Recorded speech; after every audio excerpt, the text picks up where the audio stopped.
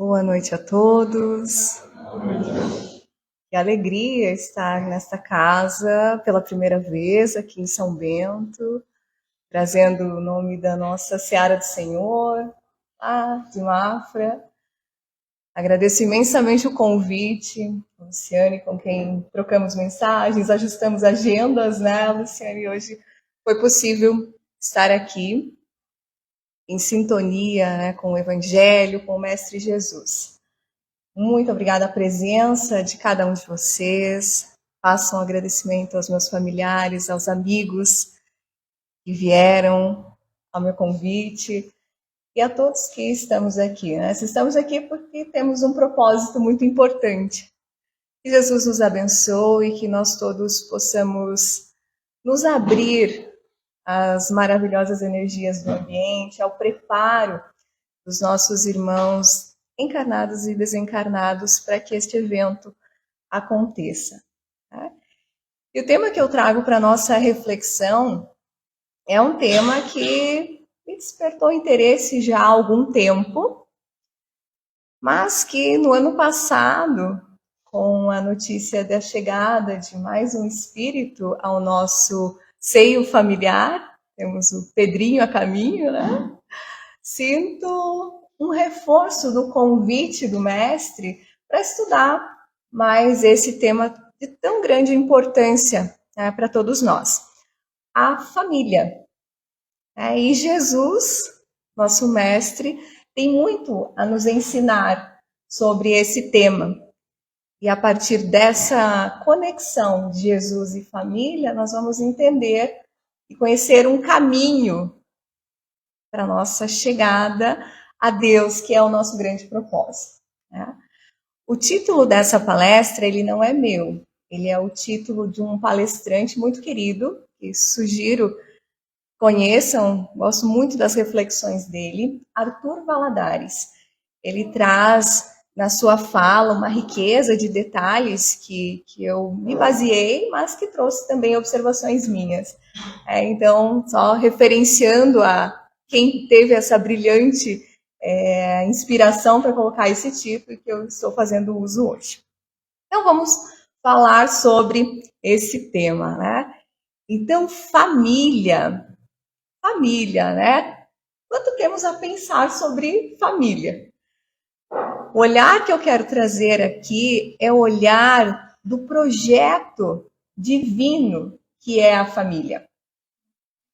E como tal, como sendo um projeto divino, há um investimento gigantesco do plano espiritual para que nós, corações, na maior parte das vezes errantes, né, estejamos juntos para mais uma oportunidade. Uma maravilhosa oportunidade, se soubermos assim aproveitá-la. Então, esse planejamento, esse projeto reencarnatório, ele demanda um trabalho imenso da espiritualidade, para que estejamos nós juntos daqueles corações com os quais tivemos algumas diferenças, algumas questões para ajustar. Então, é por misericórdia divina e por um investimento espiritual gigantesco que nós estamos onde estamos e com quem estamos no nosso núcleo familiar. Há um propósito para isso. E para que isso aconteça, existe um trabalho que pode durar anos, séculos, de benfeitores, né, que investem muito amor, muita paciência e muita dedicação para que isso aconteça. Então, para que nós estejamos hoje reencarnados na família que estamos, houve um planejamento, um investimento e um trabalho muito grande da espiritualidade. Então, esses nossos benfeitores, espíritos, amigos, eles estão conosco para fazer uma ponte com Jesus e com Deus, que é o principal objetivo em estarmos em família. praticarmos o amor e assim fazermos essa conexão com Deus. De fato, florir o reino dos céus que é dentro de nós. Então, o seio familiar é esse ambiente favorável para isso. Mas nós, na nossa condição de espíritos rebeldes, muitas vezes, nós podemos desperdiçar todo esse trabalho, todo esse investimento da espiritualidade.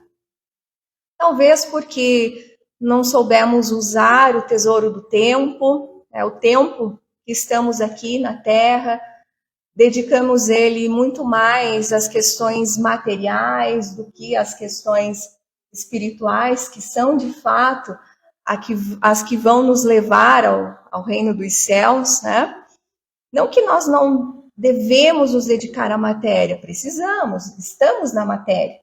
O grande problema é quando a matéria se torna a nossa prioridade e deixamos de lado todo o restante. Emmanuel diria que os verdadeiros mortos estão sepultados na carne, que é quando nós focamos totalmente a nossa energia à matéria.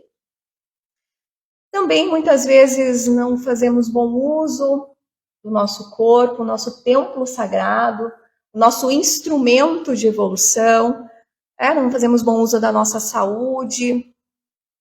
As posses, O que fazemos com as posses? Será que nós usamos de fato para o nosso processo evolutivo ou usamos mais para satisfazer as nossas paixões, as questões mundanas?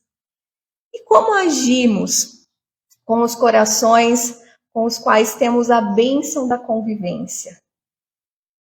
Nem sempre nós fazemos bom uso disso por nossas condições ainda de rebeldia, de imaturidade. E aí, lembramos de todo aquele esforço da espiritualidade e nós não atendemos à expectativa. Como será que Deus age diante dos nossos equívocos? Como será que Deus olha tudo isso, olha o nosso desperdício de todo aquele investimento espiritual? O que Ele faz com nós? Será que Ele nos lança nas prisões geladas, úmidas, para pagarmos por aquele erro? Não, em hipótese alguma.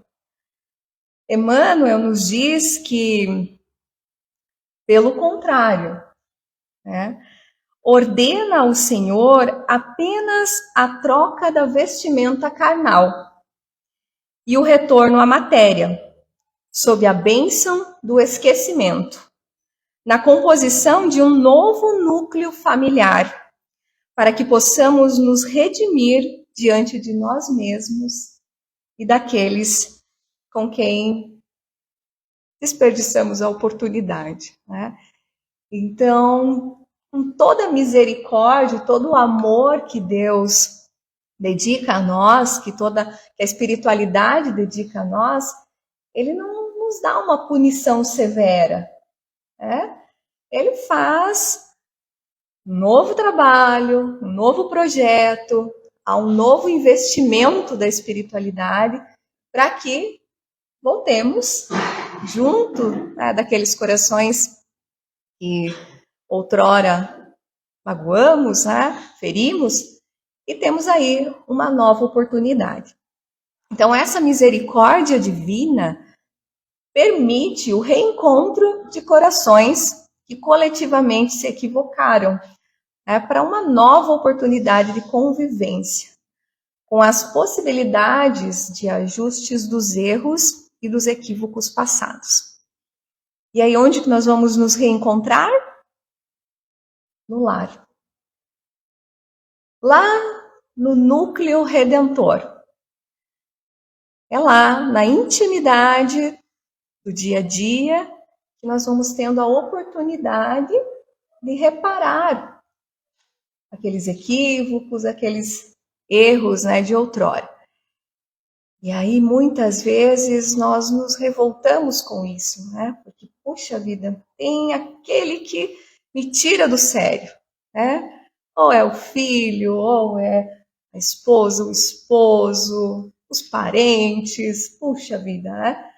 Mas são corações com os quais nós precisamos contribuir e eles conosco, porque é uma troca, né? Estamos aí nesse núcleo com o objetivo de avançar em direção a Deus. Olha que grandioso. Então, o lar é o local onde Jesus deseja que apliquemos de fato o seu evangelho, porque assim faremos a conexão com Deus, que é o objetivo, né, de estarmos aqui na Terra, progredir, reparar, né, ressignificar e avançar. Mas, né, para isso é fundamental a convivência e as interações.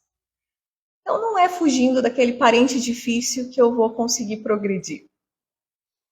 É o entendendo, é o acolhendo.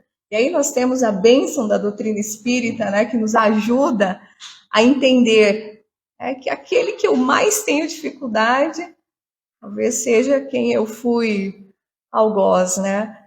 Ou fui vítima. Aí são tantas as vivências que tivemos, né? Sabendo que somos espíritos milenares, né? Quantas vivências já tivemos e quantas atitudes e quais atitudes talvez tivemos? Por misericórdia temos o véu do esquecimento, né? Mas por justiça devemos voltar e estar junto daqueles corações para reparo. E qual é a importância disso, né? Muito além do nosso progresso, tudo que acontece no núcleo familiar vai repercutir também na sociedade.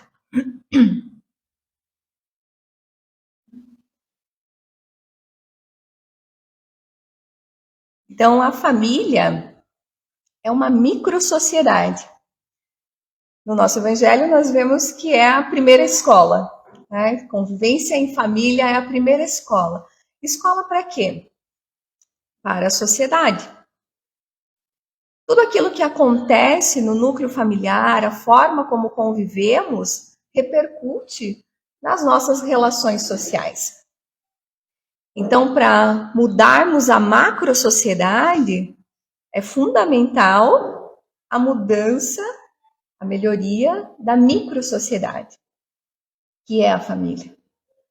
Então, é ali que a gente precisa atuar de maneira mais intensiva para que a gente possa ter e ver, né, as diferenças, as mudanças que nós tanto almejamos na sociedade. É a partir do comportamento lá dentro daquele núcleo. Lá na questão 774 do Livro dos Espíritos, Kardec pergunta, né, aos espíritos, mas por que o homem ter essa necessidade desse convívio, né, desses laços de família? Por que não, assim como os animais, ter uma vivência por um tempo e depois não ter mais esse vínculo, né? Por que para o homem essa necessidade de manutenção? Será que isso não é muito mais resultado dos costumes sociais e não efeito de uma lei da natureza, né? Kardec comenta. E aí os espíritos trazem uma resposta muito importante para nós, que é com relação à necessidade de progredir. Que diferente dos animais que estão unidos num certo núcleo familiar apenas por necessidades físicas, nós humanos temos a necessidade do progresso. E aí esses laços sociais, eles são necessários ao progresso. E os laços de família mais apertados tornam os primeiros. Então reforça aquilo que falávamos da lei de sociedade. Quanto mais os laços familiares estiverem ajustados, alinhados, mais apertados serão os laços sociais. Então, melhor será a interação com a sociedade. Então, por isso, a necessidade de vivermos para além do físico, né? De que nós não vamos estar unidos à nossa mãe apenas no momento que precisamos do alimento, precisamos do cuidado. É uma necessidade muito além, justamente pensando nesse progresso. Na questão seguinte, Kardec pergunta qual seria, para a sociedade, o resultado do relaxamento dos laços de família. O que aconteceria com a sociedade se esses laços fossem relaxados? E aí a resposta é muito categórica. Uma recrudescência do egoísmo, ou seja, um aumento, uma mudança muito grande nesse perfil, que é um perfil muito negativo para a nossa sociedade, para todos nós. Quando olhamos só para nós, não vemos a dor do nosso irmão, não vemos o que está ao nosso redor. Então, esse relaxamento dos laços de família traz consequências muito graves na sociedade. E olhando a nossa sociedade hoje, talvez nós já estejamos colhendo alguns resultados disso. Quantas coisas se perderam, quantas coisas mudaram nas relações familiares. Se a gente for pensar como eram as refeições dos nossos avós, para alguns dos pais, enfim, muito mais próximo, um contato muito maior. Não que tivéssemos tanta evolução ainda moral, muitas vezes tinham, sim, situações de muita violência, vários formatos, mas de modo geral existia uma proximidade maior entre os membros de uma família. E hoje, com a correria do dia a dia, às vezes a gente liga para o familiar, mas nem sempre vamos lá dar um abraço, tomar um chimarrão, como é da nossa região aqui, comer aquela cuca. E não era só a comida, não é só o momento ali, é a conversa, é a presença, Então, muito disso se perdeu. E o movimento que se deseja é dessa aproximação. E a aproximação pautada no Evangelho de Jesus. E aí nós temos a bênção da doutrina espírita. Essa maravilhosa doutrina que nos permite educar-nos, mostrando o Evangelho como um caminho libertador. Então, conhecendo o Evangelho, mas principalmente aplicando, nós conseguimos ter muito mais proximidade, muito mais entendimento, muito mais compreensão daquelas dificuldades que, porventura, possamos viver. Então, a doutrina tem um papel muito grande, muito significativo na transformação moral do indivíduo, fazendo com que os nossos lares sejam células de regeneração da sociedade. Reforçando aquilo que já falamos, da importância do lar e do impacto de tudo que acontece no lar na sociedade. Mas para que isso de fato aconteça, para que a nossa casa, nosso lar, ele seja um verdadeiro núcleo de regeneração da sociedade, é fundamental um aspecto, que é a presença de Jesus. E é a presença, de fato, daquele que tanto tem nos ensinado. A presença e a aplicação, porque aí sim nós temos recursos para fazer essa conexão com Deus. Então, Jesus direcionando as nossas ações, direcionando os nossos comportamentos, há uma facilidade muito maior de compreensão, e assim de conexão com Deus. No livro Jesus no Lar, que trago aqui para complementar essa fala da importância de Jesus, né, no lar, é um livro de Chico Xavier, que foi pelo espírito Neo Lúcio. No prefácio, que é feito por Emmanuel, ele nos traz que, para muitos estudiosos, o Cristo permanece tão somente situado na história, modificando o curso dos acontecimentos políticos do mundo. Para muitas pessoas, ele é um marco histórico. Para a maioria dos teólogos, é simples objeto de estudo nas letras sagradas, imprimindo novo rumo às interpretações da fé.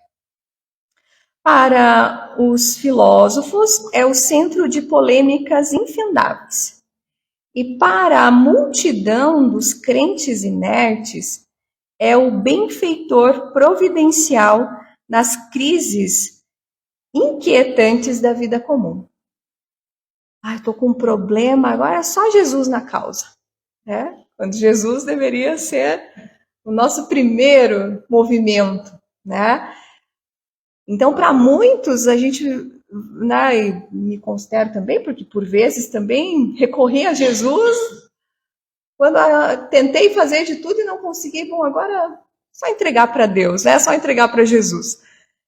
Então, muitas vezes, e muitas pessoas têm esse comportamento de buscar a Jesus somente, né, nessas crises, nesses momentos de dificuldade.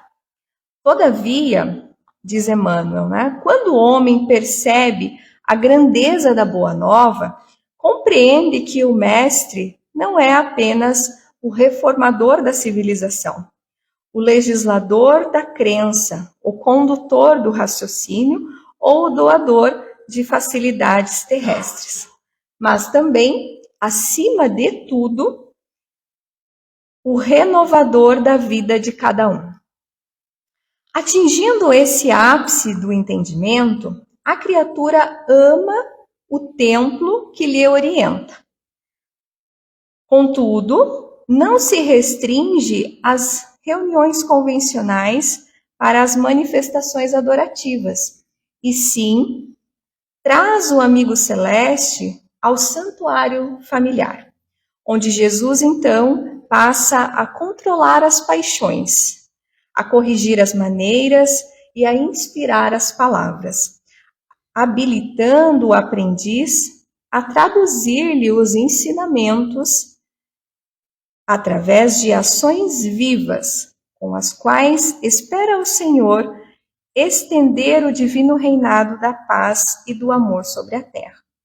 Quando o Evangelho penetra o lar, o coração abre mais facilmente a porta ao Mestre Divino. Então, é quando nós participamos aqui do encontro, mas levamos daqui os conhecimentos, levamos daqui o amigo, o Mestre Jesus, para dentro do nosso lar. E lá aplicamos aquilo que conhecemos, aquilo que aprendemos. Adorar, sim, importantíssimo, mas praticar, fundamental. E é quando nós conseguimos fazer esse caminho, é que nós nos conectamos com Deus. Então, é levando Jesus para dentro da nossa casa, é levando Jesus para as miudezas do dia a dia. Aquelas picuinhas que às vezes a gente fica criando, são coisas que nos afastam do propósito, que é o reparo, que é a melhoria. E aí, por vezes, né, a gente pode observar situações nas quais existe um coração dentro de um lar que deseja essa busca do Evangelho. Mas esse coração, ele se sente muitas vezes solitário, né? Ele gostaria tanto que os demais membros da família participassem. E aí nós temos o consolo, né, de Chico, por meio de Emmanuel, de que No lar onde exista uma só pessoa que creia sinceramente em Jesus e se lhe adapte aos ensinamentos redentores, pavimentando, né, o caminho pelos padrões do Mestre, aí permanecerá a suprema claridade para a elevação. Então, se existe um coração verdadeiramente aberto ao Cristo, todos os membros daquele núcleo serão beneficiados de algum modo. Aí o que nós precisamos compreender é que existe o tempo de cada um, tá? Mas que sejamos nós essa pedra angular, né, que equilibra, né, um edifício inteiro. Basta uma estaca para sustentar muitos ramos.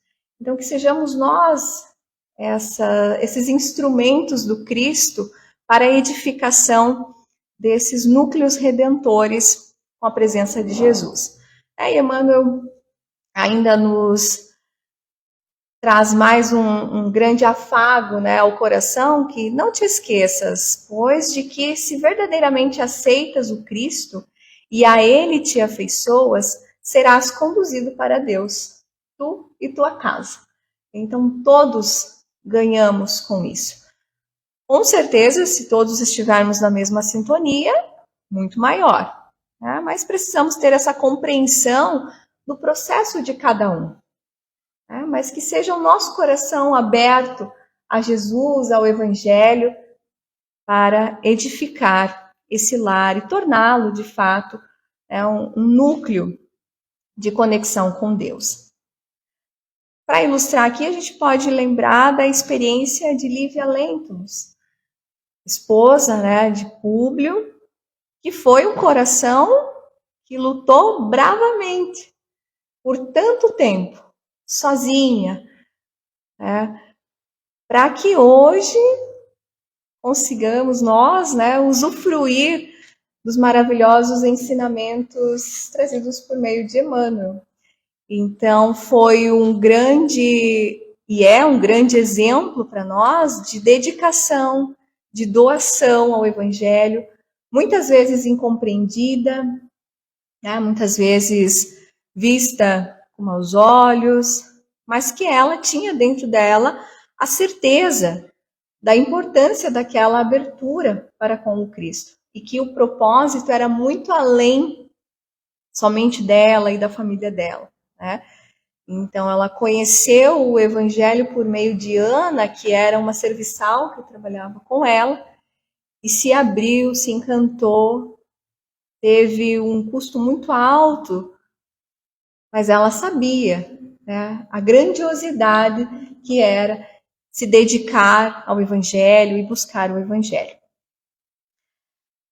Eu trago a vocês uma sugestão de um filme que retrata uma situação assim de uma família onde um coração se abre a Jesus, se abre a Deus e promove uma mudança muito importante no núcleo familiar. Essa se chama Quarto de Guerra, é um filme, ele não é um filme espírita, mas é um filme que traz um retrato de espiritualidade muito importante. É a situação de uma família que vivia problemas que muitos de nós até nos identificamos, né? Problemas do dia a dia, as finanças, o relacionamento, os filhos, enfim. E aí a esposa, ela se sente chamada por Deus, por Jesus, e se abre. E se chama Quarto de Guerra porque ela direciona um cômodo da casa à oração. E lá ela ora muito, com muita fé, com muito vigor. E aí a gente vê a oração como uma arma poderosa. Então, no decorrer ali das cenas, a resolução dos problemas, o marido se abrindo também, buscando a Deus, buscando a Jesus, e uma família com um novo olhar, com um novo rumo. Então fica a sugestão, de quem tiver interesse, que levemos a nós assim, a importância da oração, da maneira que for, né?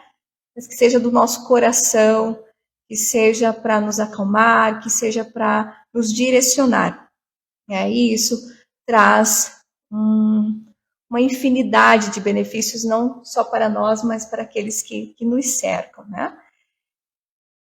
E falando naqueles que nos cercam, né, naqueles que estão junto a nós, o apóstolo Paulo, lá na sua epístola a Timóteo, ele traz um direcionamento para nós, né?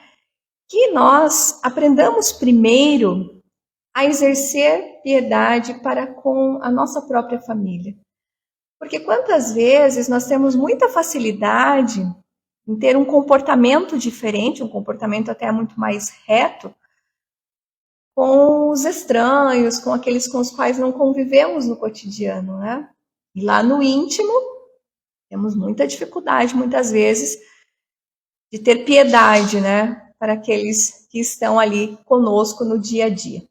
Então, Paulo nos traz esse alerta e Emmanuel comenta essa passagem lá no livro Pão Nosso, no capítulo 117, intitulado Em Família. Então, Emmanuel nos diz que a luta em família é problema fundamental da redenção do homem na Terra. Como seremos benfeitores de 100 ou 1000 pessoas se ainda não aprendemos a servir 5 ou 10 criaturas? E aí, né? Muitas vezes nós idealizamos, né? Ajudar muitas pessoas, fazer caridade, mas aí aqueles 3, 4, 5 corações com os quais convivemos no dia a dia, o comportamento é diferente. Então, como seremos bons de fato, né? Bom pregador e mau servidor são 2 títulos que se não coadunam.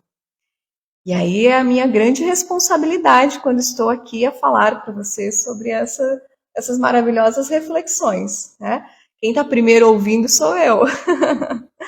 Então, a importância de falarmos, sim, importantíssimo falarmos de Jesus e do seu Evangelho, mas principalmente aplicar. E aplicar com aqueles corações que, à luz da doutrina espírita, sabemos que são os que mais precisam desse nosso novo comportamento, e nós o deles, né? Então, ninguém despreze, portanto, esse campo sagrado de serviço, tá? Por mais que se sinta acabrunhado na incompreensão. Constituiria falta grave esquecer-lhe as inúmeras possibilidades de trabalho iluminativo, tá? Dentro de um núcleo familiar. É impossível auxiliar o mundo quando ainda não conseguimos ser úteis, nem mesmo a uma casa pequena, aquela em que a vontade do Pai nos situou a título precário. Antes da grande projeção pessoal na obra coletiva, aprenda o discípulo a cooperar em favor dos familiares. No dia de hoje, convicto de que semelhante esforço representa realização essencial. Então, esse é o nosso propósito, né? Estarmos atentos, né? Vigilantes, presentes, àqueles que são corações confiados a Deus por nós, a nós, né? E isso vai ser importante principalmente para nós, mas em todo o núcleo, né? Todos nos beneficiamos, né? Ainda no livro Jesus no Lar, no capítulo 6, intitulado Os Instrumentos da Perfeição. Nesse capítulo, o espírito Neo Lúcio traz um relato de um encontro de Jesus na casa de Simão Pedro. Então, estavam todos sentados ali para a oração, tá? Jesus leu aqui algumas frases dos Sagrados Escritos, mas Pedro estava nervoso, Pedro estava descontente, né? Ele trazia um extremo desgosto. Ele, na ocasião, tinha tido um encontro com alguns parentes e não deu muito certo o encontro, não foi muito proveitoso. E aí, depois que o mestre falou, né, trouxe ali as escrituras, o Pedro desabafou. Né? Pedro descreveu o conflito com a parentela e Jesus ouviu em silêncio. Né? Então, Pedro descreveu que o tio acusara ele de dilapidar os bens da família, que o primo prometeu de esbofeteá-lo em via pública. Então, foi um conflito, né? Tem um probleminha ali. E o Pedro estava com um semblante muito carregado, ele estava muito indignado com o acontecido. Né? Ao término do longo relatório afetivo, indagou o Senhor: E que fizeste, Simão, ante as arremetidas dos familiares incompreensivos? Qual foi a sua atitude, Simão? Sem dúvida, reagi como deveria. Aí eu me imaginei eu falando com Pedro. Coloquei todo mundo no seu lugar. Né? Pedro falou aqui, coloquei cada um no seu lugar próprio. Anunciei sem rebuços as más qualidades de que são portadores. O meu tio é raro exemplar de sonivice, e meu primo é mentiroso contumaz. Provei perante numerosa assistência que ambos são hipócritas, e não me arrependi do que fiz. Pedro trouxe tudo lá no calor ali da emoção, né? O mestre, muito sereno, refletiu por alguns minutos e falou compassivo: Pedro, que faz um carpinteiro na construção de uma casa?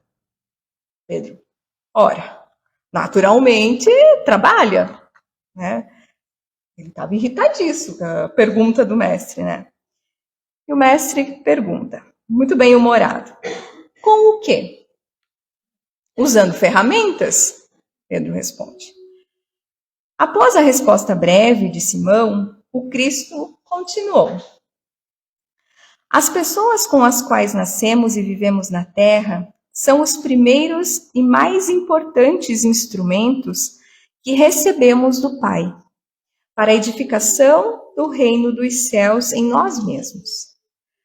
Quando falhamos no aproveitamento deles, que constituem elementos da nossa melhoria, é quase impossível triunfar com recursos alheios, porque o Pai nos concede os problemas da vida de acordo com as nossas capacidades de resolução. A ave é obrigada a fazer o ninho, mas não se lhe reclama outro serviço. A ovelha dará lã ao pastor, no entanto, ninguém lhe exige o agasalho pronto. Ao homem foram concedidas outras tarefas, quais sejam as do amor e da humildade, na ação inteligente e constante para o bem comum, a fim de que a paz e a felicidade não sejam mitos na terra. Os parentes próximos, na maioria das vezes, são o martelo ou o serrote, que podemos utilizar a benefício da construção do templo vivo e sublime, por intermédio do qual o céu se manifestará em nossa alma. Enquanto o marceneiro usa as suas ferramentas por fora, cabe-nos aproveitar as nossas por dentro. Aquele que bem se conduz em nome do Pai, junto de familiares endurecidos ou indiferentes, prepara-se com rapidez para a glória ao serviço à humanidade, porque se a paciência aprimora a vida, o tempo tudo transforma.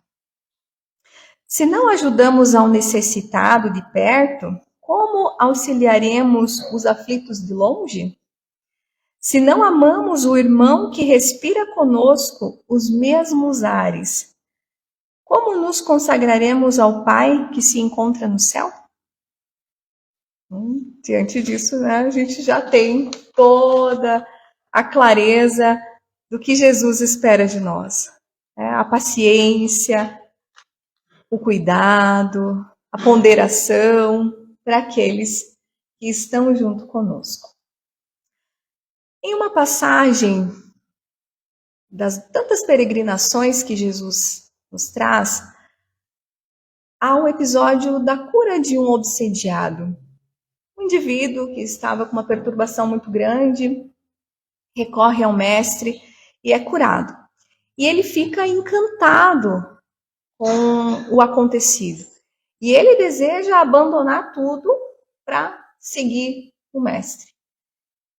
E Jesus, muito sereno, orienta que ele volte e aplique tudo o que aprendeu, o que conheceu com os seus familiares. Porque lá teremos a nossa maior conexão com Deus. Aí, como trazer Jesus cada vez mais para perto de nós, para o nosso dia a dia? No livro Os Mensageiros, do capítulo 34 até o capítulo 37, há relatos de uma vivência familiar. Uma família, uma viúva com 4 filhos, 3 meninas e um menino, que vivem o Evangelho de Jesus. O marido faleceu há 3 anos, mas por misericórdia, a espiritualidade permite que ele esteja junto da família como um guardião, um protetor. E no capítulo 34 se fala em oficina do nosso lar, porque os trabalhadores lá do nosso lar, eles vêm até esse lar terreno para coletar experiências, para observar o comportamento daquela família. Então é uma família onde há um trabalho muito grande no Evangelho. A mãe e as 3 meninas são provenientes de nosso lar. Mas o menino é um espírito proveniente de regiões inferiores. Então há um conflito importante entre os comportamentos. Né? O menino é muito questionador em relação aos comportamentos da mãe. E a mãe é muito serena, muito tranquila e traz muito a fala do mestre. E aí André Luiz está junto de Aniceto fazendo uma visita a esse lar e eles observam o culto doméstico, eles observam o evangelho no lar. Um momento de oração, de reflexão, discussões das coisas mundanas. E o menino, ele é muito incisivo, né? Ele é muito questionador, ele traz questionamentos contrários à doutrina de Jesus. E a mãe, muito serena, muito tranquila, traz os ensinamentos de Jesus e é muito exigente, mas muito afetiva. Ela corrige, mas sempre direcionando. E aí, os mensageiros, eles, especialmente André Luiz, se admira muito daquela ação, daquele movimento, dessa família, né, estudando o Evangelho, tendo ali um espírito que necessita de maior acolhimento e sabendo conduzir. E essa família está muito amparada pela espiritualidade, tá? Pelos benfeitores. Então, eles acompanham toda essa cena, né? Eles acompanham todo esse momento. E no capítulo 37, intitulado No Santuário Doméstico, ao término ali de todo aquele momento de oração, de reflexão daquela família, Aniceto, sensibilizado, né, ele comenta que esperemos que esses celeiros de sentimentos se multipliquem, né, que situações como essa, observadas ali nessa família, nesse culto doméstico, nesse estudo do Evangelho, que isso se multiplique em mais locais. Né? O mundo pode fabricar novas indústrias, novos arranha-céus, erguer estátuas e cidades. Mas sem a bênção do lar, nunca haverá felicidade verdadeira. É uma fala que nenhum sucesso pessoal, profissional, material consegue superar a decadência de um lar. Então, sem a bênção do lar, nunca haverá a felicidade verdadeira. Bem-aventurados os que cultivam a paz doméstica. E para a gente cultivar a paz doméstica é trazer Jesus para dentro do nosso lar, para as nossas reflexões, para as nossas ações, muito além de falar somente das Escrituras, do Evangelho, mas praticá-lo de fato. Então, que os nossos lares possam ser esses celeiros dos sentimentos, que sejamos nós as pedras angulares dos lares, levando a compreensão, o entendimento, a luz da doutrina espírita, que é o nosso consolador, que tanto tem a nos ensinar. Que o Mestre Jesus faça morada em nossos corações, que esteja presente nas nossas atitudes, no nosso dia a dia. Eu brinco nas miudezas do dia a dia, porque são aquelas coisinhas, que vão acontecendo, a gente vai deixando, de repente explode um furacão dentro de casa e aí as coisas se perdem, né? Então, que possamos aplicar o Evangelho no lar, trazer Jesus cada vez mais para perto de nós e assim nos conectarmos cada vez mais ao nosso Pai Celestial. Muito obrigada ao carinho, à atenção de vocês, muita paz e muita luz a todos nós.